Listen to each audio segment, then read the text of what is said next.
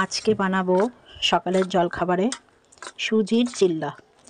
তো এই জন্য সুজি নিয়ে নিয়েছি, এর মধ্যে দইও দিয়ে দিয়েছি। আর কি কি দিয়েছি চলো তোমাদের বলে দিচ্ছি। এখানে দিয়েছি একটু পেঁয়াজ কুচি, তারপরে দিয়েছি একটু গাজর, দেখতেই পাচ্ছ একটু অরেঞ্জ অরেঞ্জ মতো, গাজরটাকেও একটু দিয়েছি কুচিয়ে। আর টমেটো দিয়েছি, ধনেপাতা দিয়েছি, ধনেপাতা বেশি ছিল না ওই জন্য অল্পই দিয়েছি। আর দিয়েছি হলো কাঁচা লঙ্কা। তো সব দিয়ে একটা ব্যাটার বানাচ্ছি। তো তারপর কিছুক্ষণ রেস্টে রেখে তারপরে এই চিল্লাটা বানাবো। তো আজকে আমাদের জলখাবারে হবে এটাই। এখানে দেখো বন্ধুরা, একটা চিল্লা আমার বানানো হয়ে গেছে, আর এখন আর একটা বানাবো। এরকম 2 হাতা ব্যাটার দিলাম, দিয়ে একটু হাতা দিয়েই এরকম করে নাড়িয়ে দিচ্ছি।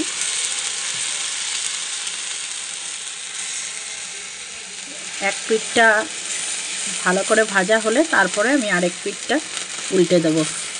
এখানে দেখো বন্ধুরা, আমার এক পিঠ ভাজা হয়ে গেছে, আর কেমন রোদের যে আলোটা এসে পড়েছে কড়াইয়ের মধ্যে, দেখতে পাচ্ছ। তো চলো আরেক পিঠ আমি উল্টে দিই। এই এটাও আস্তে আস্তে হোক, আর এটা কিন্তু খুব ধীরে ধীরে হবে, মানে অতিরিক্ত হাই ফ্লেম দিলে হবে না। দেখো বন্ধুরা, আমার চিল্লা বানানো হয়ে গেছে, আর হতে হতেই অনেকগুলো খাওয়াও হয়ে গেছে। তো এই লাস্ট বেঁচে রয়েছে, এটাই খেয়ে তোমাদের বলছি কেমন হয়েছে। দারুণ হয়েছে। তো তোমরাও অবশ্যই এটা ট্রাই করো, খেতে সত্যিই খুব ভালো হয়।